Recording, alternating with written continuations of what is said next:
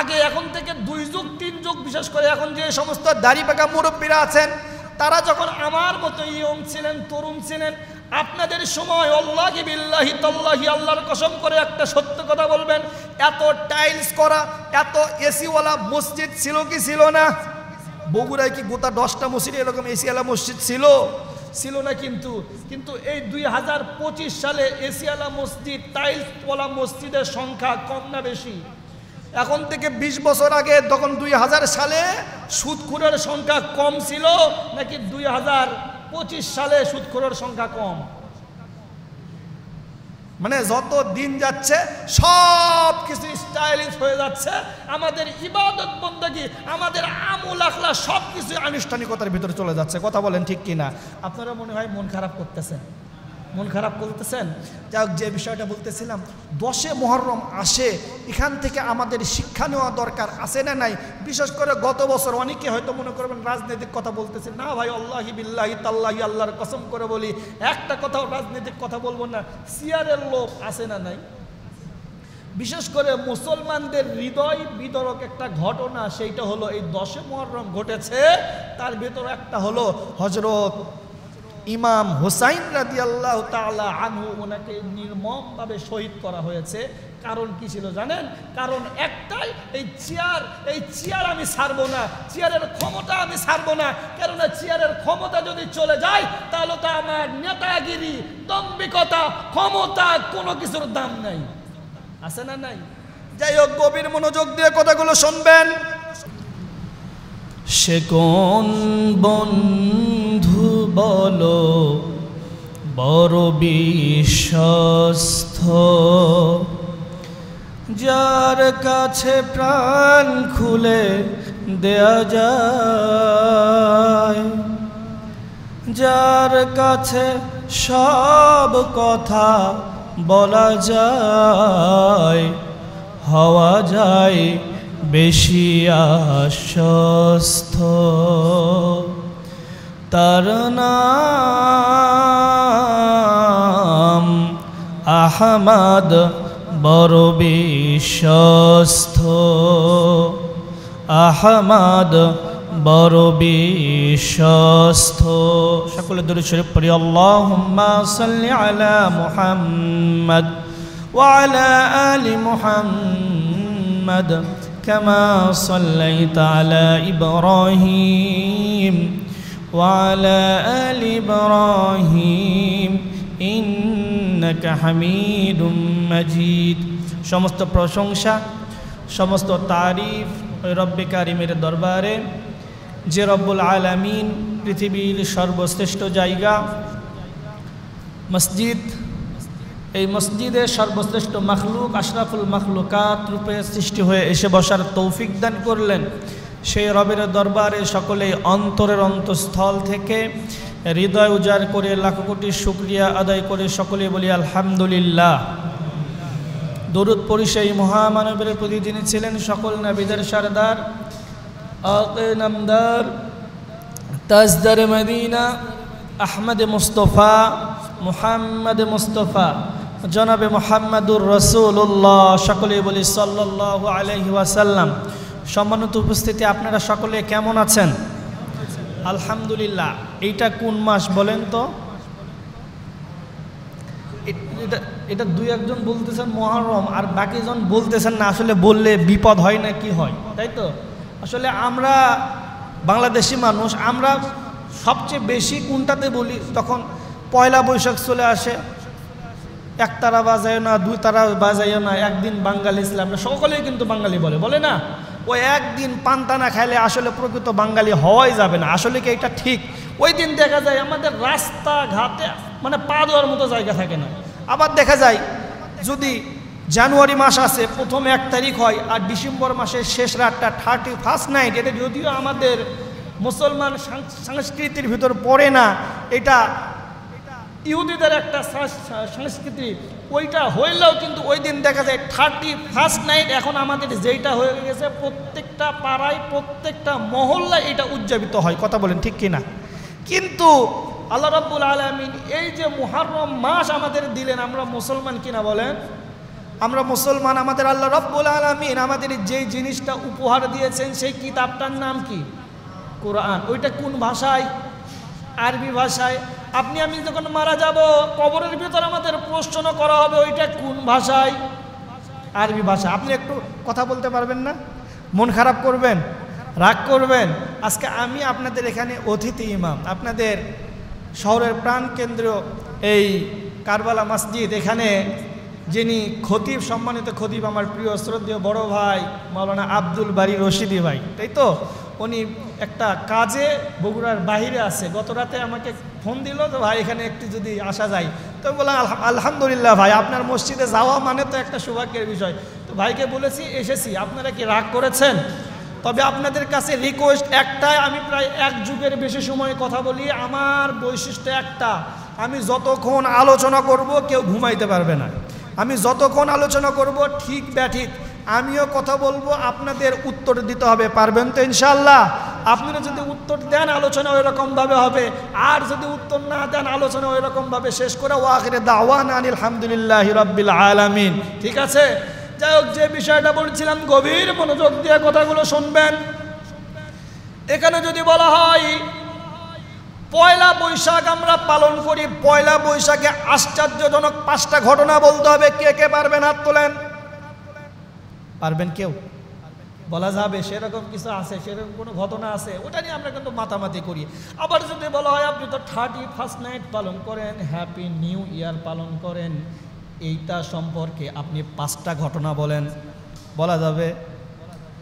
শুধু এখানে শেষ নয়, শুধু মুহররম মাস সম্পর্কে যদি বলা হয় আপনাকে 10টা ঘটনা বলতে হবে। যারা জীবনে এই মসজিদে 5 ওয়াক্ত নামাজ পড়ে না তারাও বলবে হুজুর আমরা পারবো। কি হলো এই 10 মুহররম পৃথিবী সৃষ্টি হয়েছে, পৃথিবী ধ্বংস হয়ে যাবে, এটা আমরা জানি কি না? অনেক ঘটনা রয়েছে। যাই হোক, সময় খুব সংক্ষেপ, অল্প সময় আলোচনা হবে ইনশাআল্লাহ। যে বিষয়টা বলতেছিলাম গভীর মনোযোগ দিয়ে কথাগুলো শুনবেন। প্রত্যেক বছর 10 মুহররম আসে, প্রত্যেক বছর মুহররম মাস আসে। মুহররম মাস আমাদের মাস থেকে বিদায় নিয়ে চলে যায়, কিন্তু প্রত্যেক বছর মুহররমের শিক্ষা আসে না নাই? আমরা বর্তমান আমাদের অবস্থা হয়ে গিয়েছে এরকম, বকাউল্লাহ বকে গেল, সোনাউল্লাহ শোনা গেল, করিমুল্লাহ নামে কিছু থাকলো না। আমার আব্বাজান আঞ্চলিক ভাষায় কথাটা বলে দেয়, বকাউল্লাহ মানে হুজুররা ওয়াজ করতে করতে মুখে ফেনা উঠে যাচ্ছে, মানে বকাউল্লাহ বকে গেল, সে বকতেছে, ওয়াজ করতেছে, সোনাউল্লাহ শোনা গেল, কিছু লোক শুধু শোনাই যাচ্ছে, সুবহানাল্লাহ আলহামদুলিল্লাহ বলতে বলতে অবস্থা খারাপ, করিমুল্লাহ নামে কিছু থাকলো না। তার মানে বিষয়টা বুঝাইতে চাচ্ছিলাম, যারা আমল করবে, আমল করার মতো লোক আমাদের সমাজে আসে না নাই? কিন্তু মসজিদের মুসল্লির ঈমান হয়ে যাবে কাঁচা। কথা বলেন ঠিক কি না? ভুল বললাম?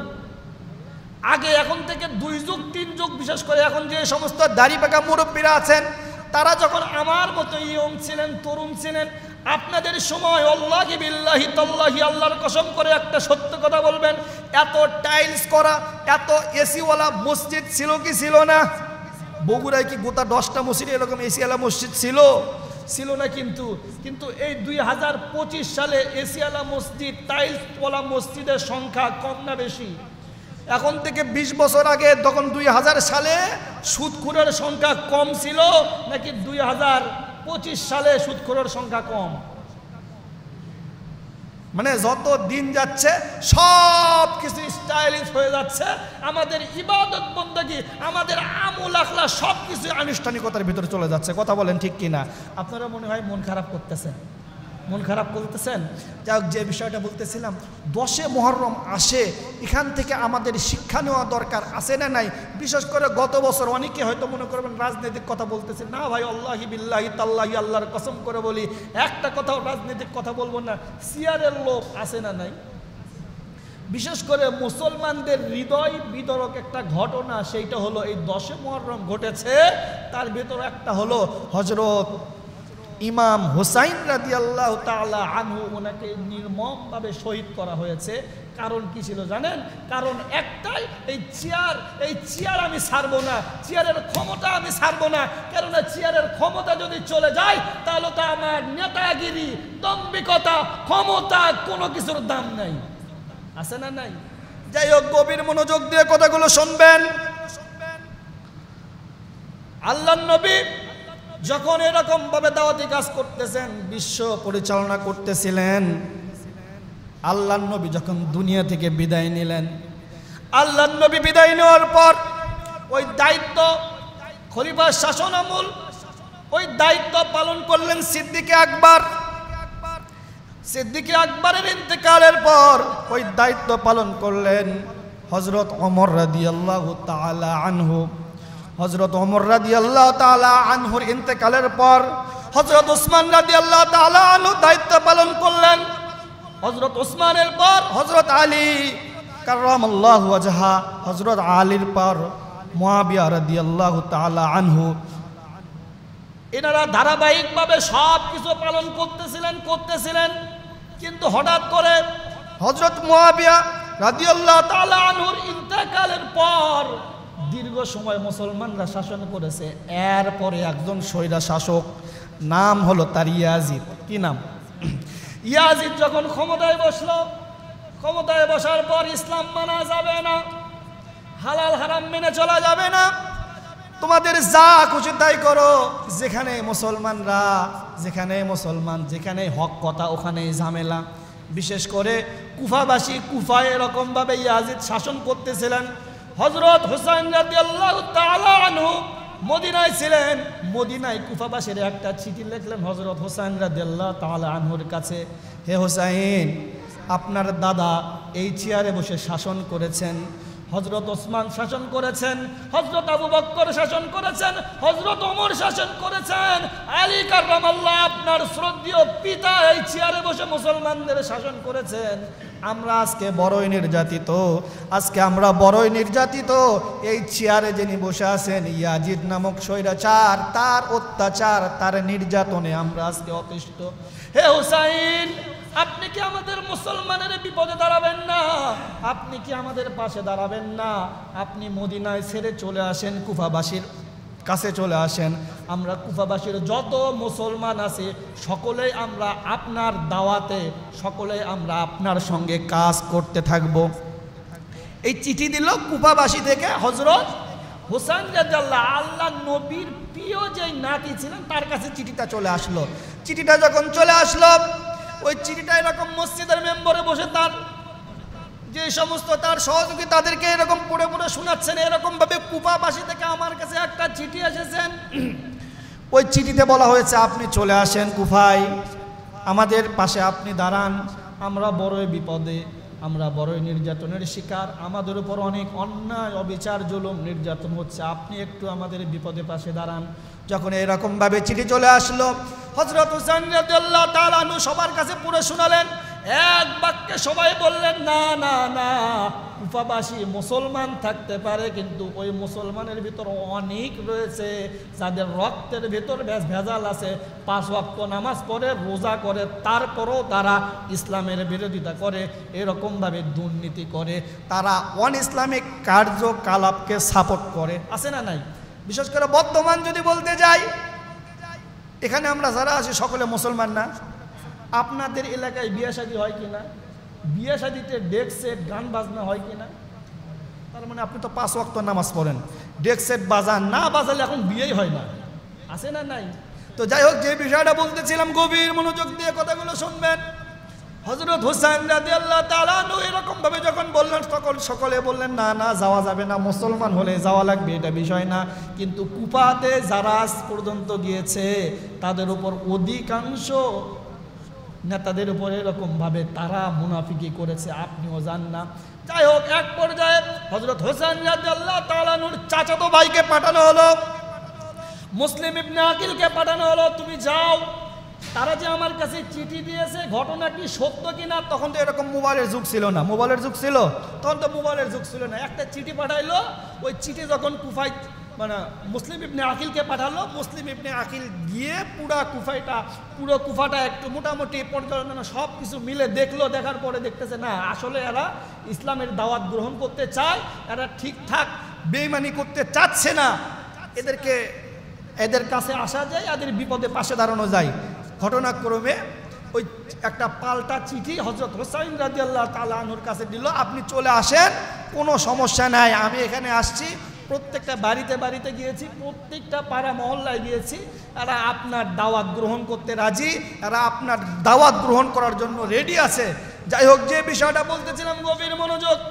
চিঠিটা যখন হযরত হুসাইন রাদিয়াল্লাহু তাআলা আনহুর কাছে চলে আসলো, হযরত হুসাইন রাদিয়াল্লাহু তাআলা আনহু অধীর আগ্রহ নিয়ে অনেকে এরকমভাবে বলেছেন যুদ্ধর জন্য না, 40 জন পুরুষ 32 জন নারী নিয়ে একটা দল নিয়ে ইসলামের দ্বীনের দাওয়াত দেওয়ার জন্য তারা চলে গেলেন কুফার দিকে। কোথায়? কুফার দিকে চলে গেলেন। যখন রওনা করেছে, এমত অবস্থায় ইয়াজিদের কাছে একটা ঘটনা চলে গিয়েছে। হুসাইন রাদিয়াল্লাহু তাআলা আনহু একজন মুসলমান নেতা পাঠিয়েছেন, তার চাচাতো ভাইকে পাঠিয়েছেন। পাঠানোর পরে কেন পাঠিয়েছেন? এই কুফায় একটা মুসলমানদের একটা সাম্রাজ্য কায়েম করতে চায়, মুসলমানদের একটা পাওয়ার ক্ষমতা, তারা একটা দল গঠন করতে চায়। এটা শুধু 2024 সাল 25 সালের ঘটনা নয়, শত শত বছর আগেও এরকমভাবে যখন ইসলামের দাওয়াত, দ্বীনের দাওয়াত দেওয়ার জন্য মুসলমানরা এরকমভাবে ঐক্যবদ্ধ হয়েছে, এক শ্রেণীর নামধারী মুসলমানরা তারাই মুসলমানদের বিরোধিতা করেছে। কথা বলেন ঠিক কিনা? এরকমভাবে যখন যাওয়া শুরু করলো, এমত অবস্থায় ইয়াজিদের সৈন্যবাহিনীরা, গোয়েন্দা বাহিনীরা তারা এরকমভাবে তালাশ করা শুরু করলো, চিরুনি অভিযান শুরু করলো। হুসাইন কাকে পাঠালো? আমার কুফায় সব কিছু চলতেছে, এই কুফার শান্তি কে নষ্ট করতে চায়? আসলে কুফার লোক কি শান্তিতে ছিল না অশান্তিতে ছিল? অশান্তিতে ছিল না। আপনার মনে হয় মন খারাপ করতেছেন। আমি যে কথাগুলো বলতেছি, এটা আমার কথা বলতেছি না কারবালার ঘটনা বলতেছি। এটা আপনি ইউটিউব তারপরে ওয়েবসাইটে সার্চ করলে এই ঘটনাটাই পাবেন ইনশাআল্লাহ। 2-1টা কথা স্লিপ অফ টান হতেই পারে, এটা মানুষ ভুলের ঊর্ধ্বে নয়। যে বিষয়টা বলতেছিলাম, গভীর মনোযোগ দিয়ে কথাগুলো শুনবেন, সেইটা হলো হযরত হুসাইন রাদিয়াল্লাহু তাআলা আনহু ওই দিক থেকে রওনা করেছেন। এমত অবস্থা ইয়াজিদের সৈন্যবাহিনী এইদিকে চিরুনি অভিযান শুরু করেছেন। কাকে পাঠালো? এরকমভাবে অভিযান করতে করতে করতে করতে একটা বাড়ি থেকে একটা যুবককে পাওয়া গেল। তুমি কে? আমি মুসলিম ইবনে আকিল, এখানে কেন? দ্বীনের দাওয়াত নিয়ে এসেছি। কে পাঠিয়েছে? হযরত হুসাইন রাদিয়াল্লাহু তাআলা আনহু আমাকে পাঠিয়েছেন। তুমি কেন এসেছো? তার পক্ষ থেকে এসেছি। একে ধরো। ধরার পরে মুসলিম ইবনে আকিলকে নির্মমভাবে তাকে মারা হলো। মারার পর তার কাল্লাটা এরকম ওই কুফার সবচেয়ে বড় মসজিদের সামনে এরকমভাবে ঝুলিয়ে দেওয়া হলো, টাঙিয়ে দেওয়া হলো। এই যে দেখো, এই মুসলিম ইবনে আকিলের পক্ষে যারা নিতে চেয়েছো, যারা হোসাইনের পক্ষ নিতে চেয়েছো, এই যে দেখো তোমাদের নেতার অবস্থা কি করলাম। এই কাল্লাটা মসজিদের সামনে টাঙিয়ে রাখলাম। তোমরা যদি কেউ ইসলামের পক্ষে থাকো, তোমাদের অবস্থা এই রকমই হবে। বর্তমান সময়ের সাথে কথাগুলো মিলে কি মিলে না? এরকমভাবে যখন মসজিদের সঙ্গে টাঙায় দেওয়া হলো, হযরত হুসাইন তো জানে না, তারপরও রওনা করেছে। এরকমভাবে বর্ণনা এসেছে দামেস্কের, বিশেষ করে কুফার কাছাকাছি যে শহরটা আছে দামেস্কে অথবা দেমেস্কে, অনেকেই বলেছেন, বিভিন্ন রাওয়ায়াতে বিভিন্ন জন বলেছেন, এই 40 জন পুরুষ 32 জন মহিলা সহ যখন কাছাকাছি চলে এসেছেন, ফুরাত নদীর তীরে কাছাকাছি অবস্থায় অনেক সৈন্য নিয়ে তারা রেডি হয়ে আছে, হযরত হুসাইন আসবে। প্রায় 6000 সৈন্য। কত? ওইদিকে 6000 আর এখানে 40 আর 32 নারী পুরুষ মিলে কতজন? এই 72 জন হযরত হুসাইন রাদিয়াল্লাহু তাআলা আনহু, উনি সহ 73 জন। এই 6000 লোক যদি একটা লং মার্চ করে, এই 73 জনের কোনো অস্তিত্ব থাকবে? কোনো অস্তিত্ব থাকবে না। ঘটনাক্রমে যখন চলে আসলো, তোমরা এখানে কেন? আমি তো কুফায় যাইতে চাই, ইয়াজিদের সাথে সাক্ষাৎ করতে চাই। তখন ওই সময়ের বিশেষ করে যে সেনাপতি ছিল, উনি বললো আপনি যাইতে পারবেন না। কেন পারবো না? আমি ওনার সঙ্গে একটা সাক্ষাৎ করব। আপনি সাক্ষাৎ করবেন, তখন আপনি ওখানে ঢোকার আগে আপনাকে ওনাকে নেতা হিসাবে মানতে হবে। কি হিসাবে মানতে হবে? দেখেন, স্বৈরাচার যারা হয় শুধু আমাদের দেশের কথা না, স্বৈরাচার যারাই হবে তাদের কথাবার্তা এরকম, মুই কি হনুরে। আমাদের বুকরে একটা কথা আছে না, আপনার ভিতর যদি অহংকার চলে আসে তখন মনে করবেন আপনি ইসলাম থেকে অনেক অনেক দূরে চলে গিয়েছেন। কেননা একজন ইমানদার, একজন মুমিনের ভিতর কখনো অহংকার, দম্ভিকতা আসতে পারে না। কথা কি ক্লিয়ার? যে বিষয়টা বলতেছিলাম, গভীর মনোযোগ। হযরত হুসাইন রাদিয়াল্লাহু তাআলা আনহু এরকম ভাবে ফুরাত নদীর তীরে অবস্থান করতেছেন। তখন ওই সময় কাবা কি বলেন তাবু গাড়লেন। তাবু গাড়ার পর বললেন, ভাই আমাকে একটু সাক্ষাৎ করতে দেন। না না না, আপনি সাক্ষাৎ করতে পারবেন, সাক্ষাৎ করার আগে আপনাকে নেতা হিসাবে মানতে হবে। উনি নেতা, আপনি এখানে নেতাগিরি করতে পারবেন না, দিনের দাওয়াত দিতে পারবেন না। আপনি যদি রাজি থাকেন এক চাপুন, না হলে আপনাকে যাইতে দেওয়া হবে না, না হলে আমার সঙ্গে যুদ্ধ করেন। এক নম্বর প্রস্তাব দিল, হয় ওনাকে নেতা হিসাবে মানেন, না হলে আমাদের সাথে যুদ্ধ করেন। তখন বলল, ভাই আপনি কি আমার সাথে ইয়ার্কি করেন, মজা করেন? আপনারা হলো 6000, আমরা হলো 73 জন নারী পুরুষ মিলে। আপনারা যদি আমাদের সাথে এমনি করেন, আমরা তো এমনিতেই পরাজয় হয়ে যাবে। এখানে কি যুদ্ধ করার বিষয়? আমি এখানে তো যুদ্ধ করতে আসি নাই, এখানে আমি আসছি দিনের দাওয়াত নিয়ে। আপনি যেই দাওয়াতি হন, আপনার কোনো কথাই কাজ হবে না। অপশন দুইটা, একটা হলো আপনি ওখানে যাইতে গেলে ওনাকে নেতা হিসাবে মানেন, দ্বিতীয় অপশন আমাদের সাথে যুদ্ধ করেন। তখন হযরত হুসাইন রাদিয়াল্লাহু তাআলা আনহু উনি বললেন, এক নম্বর উনিও অপশন দিলেন, আমাকে কুফায় যেতে দাও। 2 নম্বর, আমাকে যেহেতু তোমরা যেতে দিবে না, তাহলে আমরা আমাদের বাসায় চলে যাই, মদিনায় চলে যাই। কোথায় চলে যাই? মদিনায় চলে যাই। তখন বলতেছেন, না মদিনায় যাইতে পারবেন না, আমাদের সাথে যুদ্ধ করেন। বলো, ভাই কুফায় যাইতে দিবা না, মদিনাতেও যাইতে দিবা না, ঠিক আছে, তাহলে তোমরা আমাকে তুর্কি অথবা সিরিয়ার একটা রাস্তা দেখে দাও। আমি মদিনাতেও যাব না, ওখানেও যাব না, আমি তোমাদের ইয়াজিদের সাথেও সাক্ষাৎ করব না, আমি কোথাও যাব না, আমি অন্য একদিকে চলে যাই। বলেন, না কোনো অপশন নাই, অপশন হলো 2টা, একটা নেতা হিসাবে মানবেন, আরেকটা হলো যুদ্ধ করবেন। এরপরে যখন তার সঙ্গে যে 40 জন পুরুষ 32 জন নারী ছিল, তাদের কাছে চলে আসলো হযরত হুসাইন। আসার পরে বলতেছে, আমি তোমাদের কাছে ক্ষমা চাই। তখন সকলেই হাও মাও করে কান্নাকাটি শুরু করে দিয়েছেন। আপনি পৃথিবীর সর্বশ্রেষ্ঠ মহামানব জনাবে মুহাম্মদুর রাসূলুল্লাহ সাল্লাল্লাহু আলাইহি সাল্লামের প্রাণপ্রিয় নাতি, আপনি কেন আমাদের কাছে ক্ষমা চান? বলতেছে, তারা তো 6000, আমরা তো মাত্র এই 73 জন, আমরা কিভাবে তাদের সঙ্গে যুদ্ধ করব? আমি তাদের সঙ্গে অনেক কথা বলেছি, তারা কোনো কথাই রাজি নয়। তারা এখন বলতেছে আমার সঙ্গে যুদ্ধ করেন, তোমরা যারা তোমাদের সঙ্গে মেয়ে ছেলে আছে তাদেরকে নিয়ে তোমরা চলে যাও, আমি একাই যুদ্ধ করব। এরপরে ওই 40 জন পুরুষ বলল, আপনি কখনো একা যুদ্ধ করবেন না, বিপদে বন্ধুর পরিচয়। একটা বিষয় মাথায় রাখবেন, আপনার যখন খারাপ সময় যাবে, দুঃসময় যাবে, ওই সময় আপনার পাশে যারা থাকবে তারাই হলো আপনার প্রকৃত বন্ধু। আর যখন বিপদে পড়া যায়, দোস্ত একটা বিপদে পড়ছে, ভাই একটু ব্যস্ত আছি, বলা লোক আছে না নাই? আছে না নাই? ভাই আমি খুব অসুবিধায় পড়েছি, আমাকে কিছু ধার দাও। ভাই আমি একটু ব্যস্ত আছি, পরে কথা বলো। আপনার সে মনে হয় তার বিপদ আরো বেশি, আছে না নাই? এই জন্য এখান থেকে শিক্ষা, বিপদে আপনার পাশে যে দাঁড়াবে সেই হলো আপনার প্রকৃত বন্ধু। আর আপনার ভালো সময় আসলে, টাকা পয়সা থাকলে অনেকেই বলে বন্ধুর অভাব হয় না। আপনার সুসময় অনেক বন্ধু থাকতে পারে, তারা আপনার প্রকৃত বন্ধু নয়। আপনার প্রকৃত বন্ধু হলো সেই যে আপনার বিপদে পাশে দাঁড়ায়। যাই হোক, যে বিষয়টা বলতেছিলাম, হযরত হুসাইন রাদিয়াল্লাহু তাআলা সবার কাছে এরকম ভাবে হাত জোর করে বললেন, তোমরা চলে যাও, তোমাদের আহাল পরিবার নিয়ে তোমরা চলে যাও। হযরত হুসাইন রাদিয়াল্লাহু তাআলা এই কথা যখন বললেন, তখন ওই তার সহযোগী যারা ছিলেন, তার সফর সঙ্গী যারা ছিলেন, সকলেই বলল, না না না, আপনি একাই বিপদে থাকবেন আর আমরা আপনাকে বিপদে ফেলে চলে যাব, এটা কখনো হতে পারে না।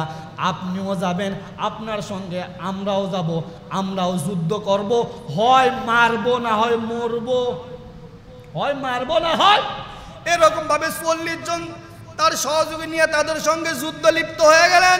এরকম ভাবে বর্ণনা আছে, ফজর থেকে জহর পর্যন্ত এরকম ভাবে 2 গ্রুপের সংঘর্ষ হইতে হইতে হইতে হইতে 40 জন সহযোগী ওখানে দুনিয়া থেকে শাহাদত বরণ করলেন। এরপরে জোহরের সময় হয়ে গেল। হযরত হুসাইন রাদিয়াল্লাহু তাআলা আনহু তাঁবুর ভিতর চলে আসলেন। আসার পর প্রিয়তমা স্ত্রীর কাছে গেলেন।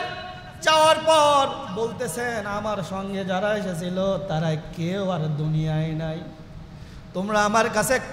তোমরা আমাকে ক্ষমা করে দিও, আমাকে মাফ করে দিও। বিশেষ করে তোমাদের কাছে আমার একটাই নসিহত, যত রকমের বিপদ আসুক একমাত্র আল্লাহ ছাড়া কারো কাছে মাথা নত করবা না। আল্লাহ ছাড়া এই কপাল কারো কাছে দেওয়া যাবে, কারো কাছে দিবা না। তোমাদের সম্মান ইজ্জত এগুলোকে তোমরা রক্ষা করবা। তোমরা যদি দিনের প্রতি অবিচল থাকো, দুনিয়ায় হয়তো আমাদের এটা শেষ সাক্ষাৎ হতে পারে, কিন্তু কাল কিয়ামতের দিন আল্লাহ রাব্বুল আলামিন আমার নবীর, আমার নানার হাউজে কাউসার তোমাদেরকেই পান করাবে, তোমরা যদি আমার দেখানো ইসলামের পথে থাকো। এরকমভাবে যখন বলতেছিলেন, ওই তাঁবুর ভিতরে যত মহিলা ছিল সকলে হাও মাও করে কান্নায় পড়ে গেলেন। বললেন, আপনি যদি চলে যান আমাদের কি হবে? তখন বলতেছেন হযরত হুসাইন, তোমাদের কিচ্ছু হবে না, যার কেউ নাই তার কে আছে? আল্লাহ একজন আছে না নাই? এখানে আমরা কেন এসেছি? শুধুমাত্র আল্লাহকে পাওয়ার জন্য। এইখান থেকে শিক্ষা হলো, আমরা যে অবস্থায় যখন যেইভাবে বিপদে পড়ব চাইবো কার কাছে? সব কিছু যিনি দিতে পারেন তিনি কে? জোরে একটু বলা যাবে না আল্লাহ? আর একটু জোরে বলেন না ভাই আল্লাহ? এরকম ভাবে যখন সবাই বললেন, তখন হযরত হুসাইন রাদিয়াল্লাহু তাআলা আনহু ছোট্ট একটা বাচ্চা, নিষ্পাপ মাসুম বাচ্চা, হযরত হুসাইন রাদিয়াল্লাহু তাআলা আনহুর প্রিয়তমা স্ত্রী, এরকম ভাবে ছোট্ট বাচ্চাটা হযরত হুসাইন রাদিয়াল্লাহু তাআলা আনহুর কোলে দিলেন। দেওয়ার পরে বলতেছেন, প্রিয়তমা স্বামী গো, এই ছোট্ট বাচ্চা দীর্ঘ সময় যাবত না খেয়ে থাকার কারণে আমার স্তনের দুধ সব শুকিয়ে গিয়েছে, এক ফোঁটাও দুধ বাইর হচ্ছে না। তাঁবুতে খাবার নাই, খাবার পানি নাই। আপনি যদি একটু মেহেরবানি করেন, আমার ছোট্ট শিশুটাকে একটু যদি পানিটা পান করায় আনতে পারেন। এরকমভাবে যখন বলা হলো, হযরত হুসাইন রাদিয়াল্লাহু তাআলা আনহু কোলের শিশুটাকে নিয়ে গেলেন। নিয়ে যাওয়ার পর এরকমভাবে ফুরাত নদীর তীরে বলা হচ্ছে, আমি তোমাদের সঙ্গে যুদ্ধ করতে রাজি আছি, ইতিপূর্বে যুদ্ধ করেছি, আবারও করব, তার আগে তোমরা আমার ছোট্ট বাচ্চাটাকে একটু পানি পান করাতে দাও। তখন এরকম থেকে ওই ইয়াজিদ বাহিনীর সৈন্যরা বলতেছে, তোমার হাতে যদি কিছু থাকে, বলতেছে এই যে আলোক করে ধরো, তোমার বাচ্চাটাকে উঁচু করে ধরো। তখন হযরত হুসাইন রাদিয়াল্লাহু তাআলা আনহু তার কোলের বাচ্চাটাকে উঁচু করে ধরলেন। এরপরে বললেন, দেখো দেখো দেখো, আমার কাছে কিচ্ছু নাই, আমি কোনো কিছু করতেছি না, আমি কোনো মুনাফিকি করতেছি না। দেখো আমার শুধু কোলে শুধু বাচ্চাই রয়েছে, তোমরা দেখো আমার কোলে শুধু বাচ্চা। বাচ্চাকে তখন উঁচু করে ধরা হলো। ওই পাশ থেকে ইয়াজিদ বাহিনীর একটা সৈন্য এইরকমভাবে বাচ্চাটার বুক বরাবর একটা এরকম ভাবে যখন তীর নিক্ষেপ করলেন, এই পাশ দিয়ে ঢুকে ওই পাশ দিয়ে ফেনকি দিয়ে বাইর হয়ে গেল, রক্ত বাইর হতে থাকলো। ছোট্ট একটা নিষ্পাপ মাসুম বাচ্চাকেও তারা ছাড় দেয় নাই। হযরত হুসাইন রাদিয়াল্লাহু তাআলা এরকম ভাবে বাচ্চাকে যখন এরকম ভাবে তীর নিক্ষেপ করা হলো, তখন বলল, আহারে তোমরা এত কেন নিষ্ঠুর হয়ে গেলে রে? ছোট্ট বাচ্চাকে তোমরা ছাড় দিলে না। এরকম ভাবে বাচ্চাকে বুকের সঙ্গে নিয়ে গেলেন, বুকের সঙ্গে নিলেন। এরপরে তাঁবুর ভিতরে চলে গেলেন। যাওয়ার পরে বললেন, এই যে দেখো তোমাদের বাচ্চা, তোমার বাচ্চাকে এমন পানি পান করিয়েছি আমি গো, এই বাচ্চা কিয়ামত পর্যন্ত আর পানির জন্য কান্নাকাটি করবে না। ওই সময় তাঁবুর ভিতর সকলেই কান্নাকাটি করতেছিলেন। এমত অবস্থায় হযরত হুসাইন রাদিয়াল্লাহু তাআলা আনহু আবার তাঁবু থেকে বাইরে হয়ে চলে আসলেন। বাইরে হয়ে আসার পর যুদ্ধ করতে করতে করতে করতে ফুরাত নদীর যে জায়গাটা আছে পুরা জায়গাটা ফাঁকা করে ফেললেন।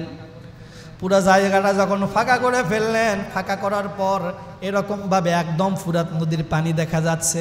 পানি নিয়েছে, হাতে নিয়েছে, এখন মুখে দিবে। এমত অবস্থায় তার প্রিয় সন্তানের কথা মনে পড়েছে।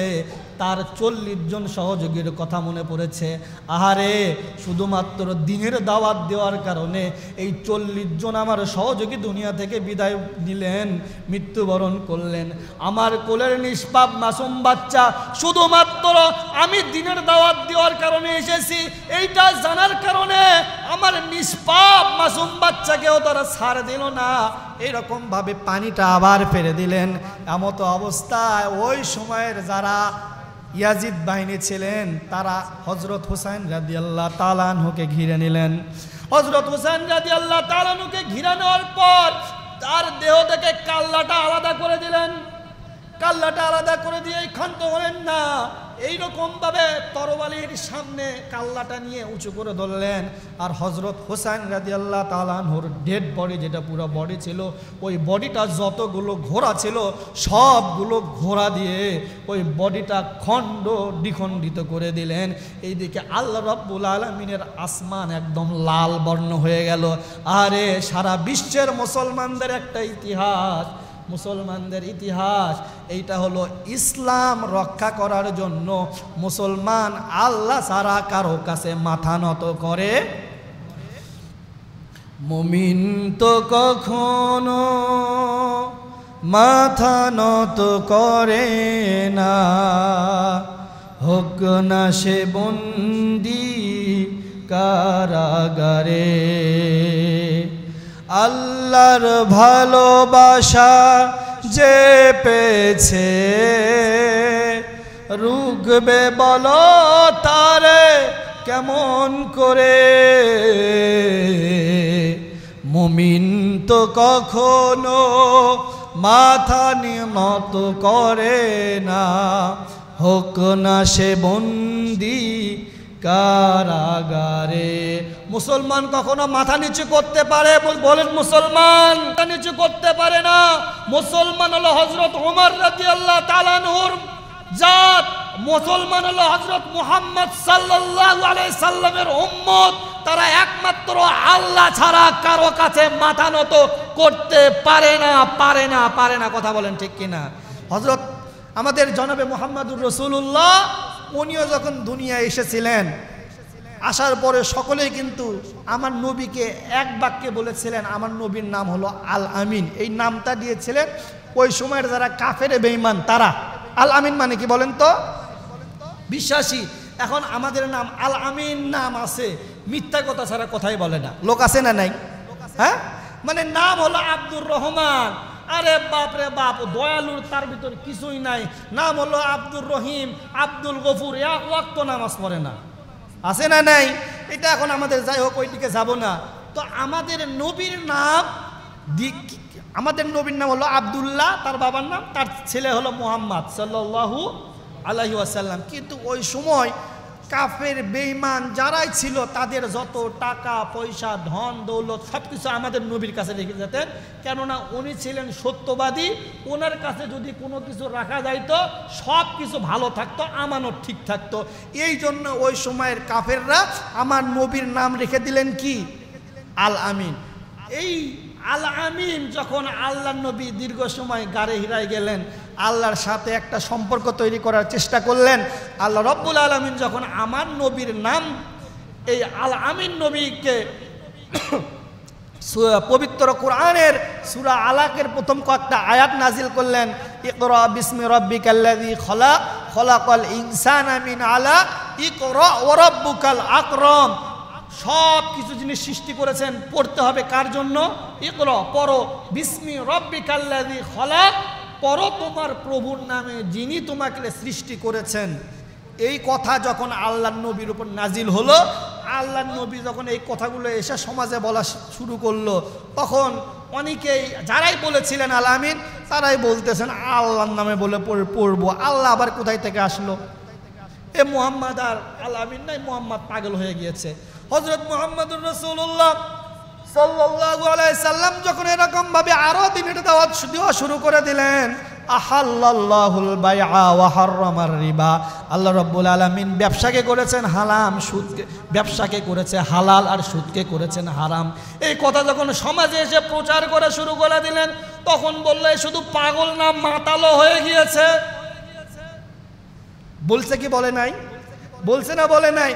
এই দাওয়াত আগে যখন পবিত্র কোরআন নাজিল হয় নাই তখন আল্লাহর নবীর নাম ছিল আল আমিন। যখন মাত্র আল্লাহ রাব্বুল আলামিন তার মহাগ্রন্থ আল কোরআন আল্লাহর নবীর উপর নাজিল করলেন, সঙ্গে সঙ্গে নাম হয়ে গেল পাগল আর মাতাল। ও মুসলমান, 2025 সালে আপনাদের কাছে ক্লিয়ার করে একটা কথা বলতে চাই, সেইটা হলো আল্লাহর নবী আগে ছিল আল আমিন, পবিত্র কোরআন নাজিল হওয়ার পর নাম হয়ে গেল পাগল আর মাতাল। 2025 সালেও যারা পবিত্র কোরআনকে মানতে চায় না, পবিত্র কোরআনের আইন মানতে চায় না, হুকুম মানতে চায় না, নিয়ম মানতে চায় না, ওই সময় আর এই সময়ের ভিতর তাদের ভিতর কোনো পার্থক্য নাই। আল্লাহর নবীর উপর পবিত্র কোরআন নাজিল হওয়ার কারণে আল্লাহর নবীর সম্মান ইজ্জত সব নবীর চাইতে শ্রেষ্ঠ হয়েছে। কথা বলেন ঠিক কি না? এই পবিত্র কোরআন রমজান মাসে নাজিল হওয়ার কারণে রমজান মাসের দাম কম না বেশি? দাম কম না বেশি? এই কোরআন যেই মাসে নাজিল হওয়ার কারণে মাসের দাম বেড়ে গেল, যেই কোরআন নবীর উপর নাজিল হওয়ার কারণে নবীর দাম বেড়ে গেল। এই কোরআন যদি আমরা মানতে পারি, আমাদের জীবনের সঙ্গে আঁকড়ে ধরতে পারি, আমাদের সম্মান ইজ্জত কমবে না বাড়বে? অনেকেই মনে করতেছেন হুজুরকে রাজনৈতিক কথা বলতেছেন। ও ভাই, এটাকে রাজনৈতিক কথা? ডোন্ট মাইন্ড, আপনারা যে কোনো দল হতে পারেন, আমার কাছে একটা প্রশ্নের উত্তর আপনারাই দিবেন। কবরে যাওয়ার পর একটা প্রশ্ন করা হবে, বলেন তো মান দিনুকা, এই প্রশ্ন কি কোনো রাজনৈতিক ব্যক্তিকে করা হয়েছে? মান দিনুকা, আর উত্তর কি হবে বলেন? এবার সবাই বলেন দিন আল ইসলাম। তো আপনি তো বললেন দিন আল ইসলাম, আপনার কি লজ্জা করে না? দুনিয়ায় আপনি ইসলাম মতে আপনার জীবন পরিচালনা করলেন না, আপনার পরিবার পরিচালনা করলেন না, আপনার সমাজ পরিচালনা করলেন না, আপনার ব্যবসা পরিচালনা করলেন না, আপনার রাজনীতি পরিচালনা করলেন না, কোনো কিছু ইসলামী অনুযায়ী পরিচালনা করলেন না। কবরে যাওয়ার পর বলবেন দিন আল ইসলাম, অত সোজা? মন খারাপ করলেন ভাই?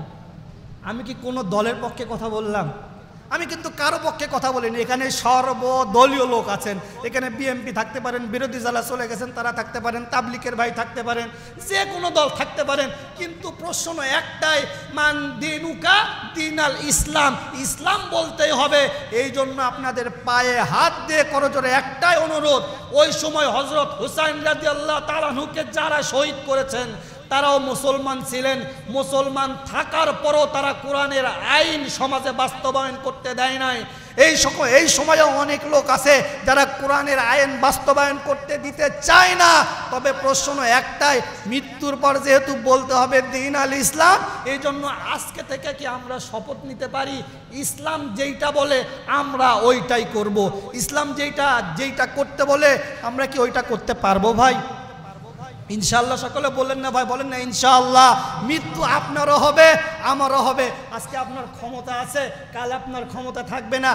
আপনি বড় পর্যায়ে চাকরি করতেছেন, কালকে আপনি থাকবেন না। আজকে আমি ইমাম সাহেব আছি, আজকে আমার নিঃশ্বাস বন্ধ হয়ে যাক, আমার শরীর থেকে সব কিছু খুলে নিয়ে চক্রেটের মতো পেঁচিয়ে 3.5 হাত কবরের ভিতরে রাখা হবে। রাখার পর আমি হুজুর, আমাকেও বলবে মান দিনুকা। আপনি সভাপতি, আপনাকেও বলবে মান দিনুকা। আপনি র‍্যাব, আপনাকেও বলা হবে মান দিনুকা। আপনি প্রধানমন্ত্রী, আপনাকেও বলা হবে মান দিনুকা। আপনি বিরোধী দলীয় মন্ত্রী, আপনাকেও বলা হবে মান দিনুকা। ক্লিয়ার? সকলের পায়ে হাত দিয়ে আজকের আলোচনার মূল একটা বিষয়, যেহেতু কবরে যাওয়ার পর প্রশ্ন মান দিনুকা থাকবে। হযরত হুসাইন রাদিয়াল্লাহু তাআলা আনহু এই কারবালার মর্মান্তিক ঘটনার প্রথম শিক্ষাই হলো দিন প্রচার করতে গিয়ে তাকে সহ তার পরিবারের সবাইকে শহীদ হতে হয়েছে। এই 10 মুহররমের ইতিহাস, এইটা যদি এই 2025 সাল থেকে আপনি যদি এইটা আপনার জীবনে বাস্তবায়ন করতে পারেন, ইনশাআল্লাহ এইটাও হতে পারে আপনার পরকালে যাওয়ার জন্য একটা সঠিক রাস্তা।